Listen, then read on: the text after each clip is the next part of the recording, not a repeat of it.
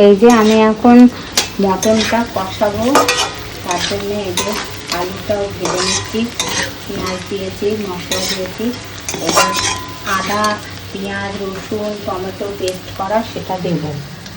পেঁয়াজ, রসুন, তারপরে আদা, ভিনিগার একটু দিয়েছি, আর রসুন দিয়েছি, সব কিছু দিয়ে একটু দই দিয়েছি, তেল দিয়েছি, লবণ হলুদ দিয়ে ম্যারিনেট করা আছে।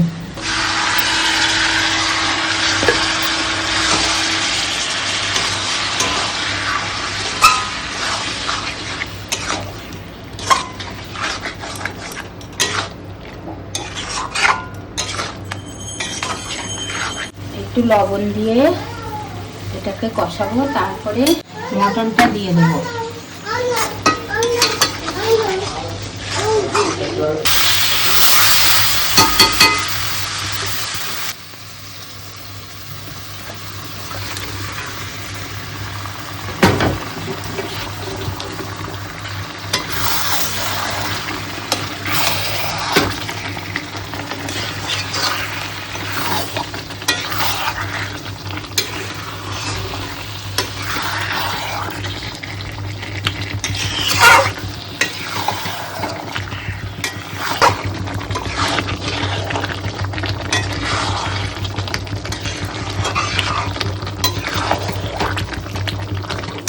তৈরি হয়ে যাচ্ছে।